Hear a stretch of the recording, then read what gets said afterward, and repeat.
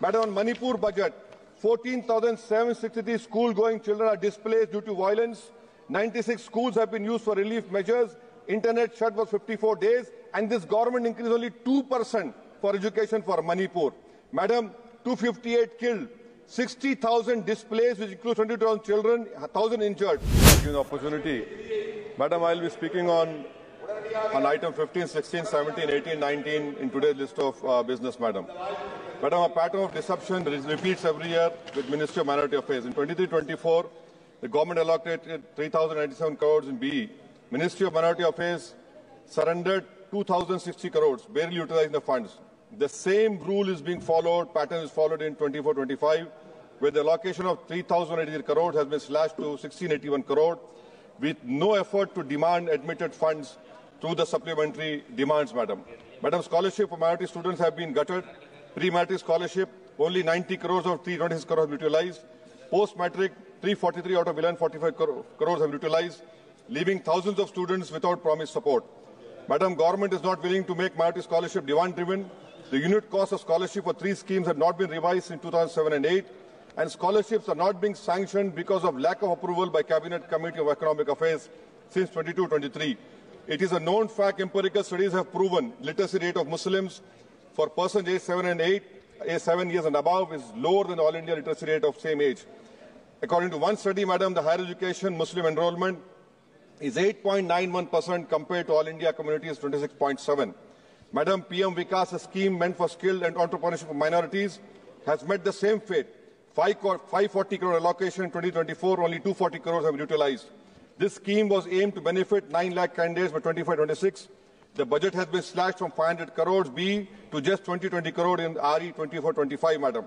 Madam, in supplementary grants, Ministry of Agriculture, there is a scheduled caste sub-plan. Since 2021, utilization has never crossed 70%.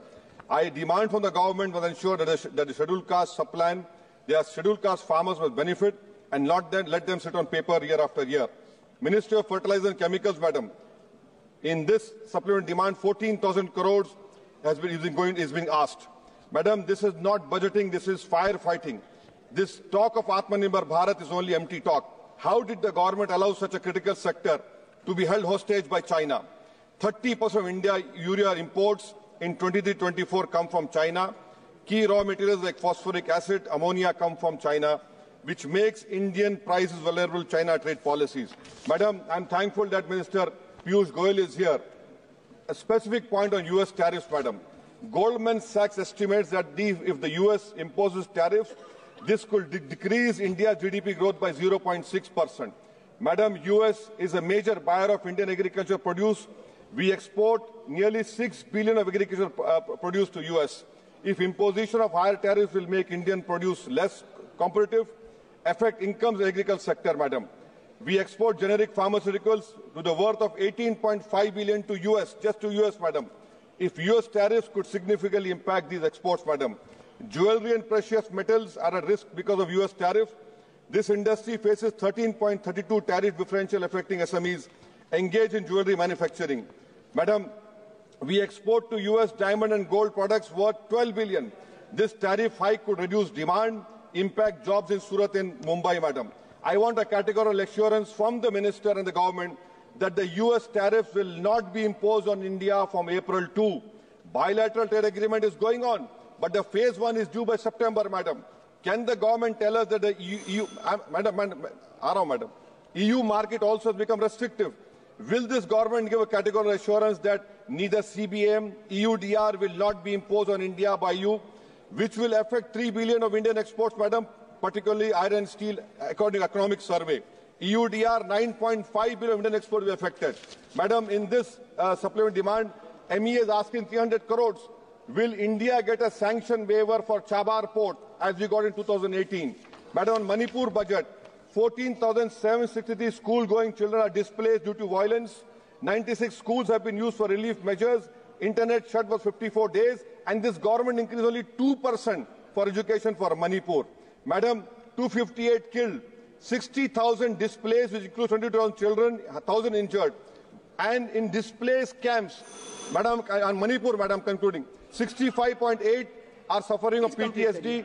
24.8% increase in moderate anxiety. What do? You don't increase health by 4 crores. Water supply sanitation, madam, 19% reduction. Significant cut in capital outlay in Manipur budget from 1612 crore to 1307 crore, madam. Central assistance for providing temporary shelter to displaced families has seen a reduction of 75% from 60 to 15 crores.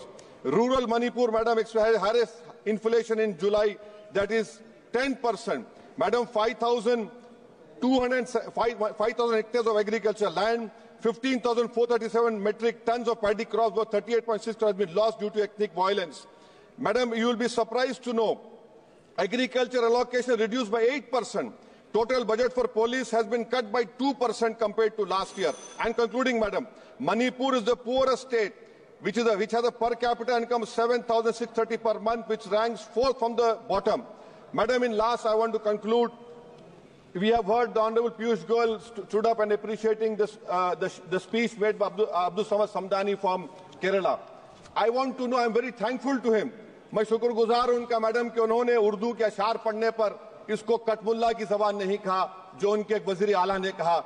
ये भारत की खूबसूरती को आप नहीं समझ रहे हैं।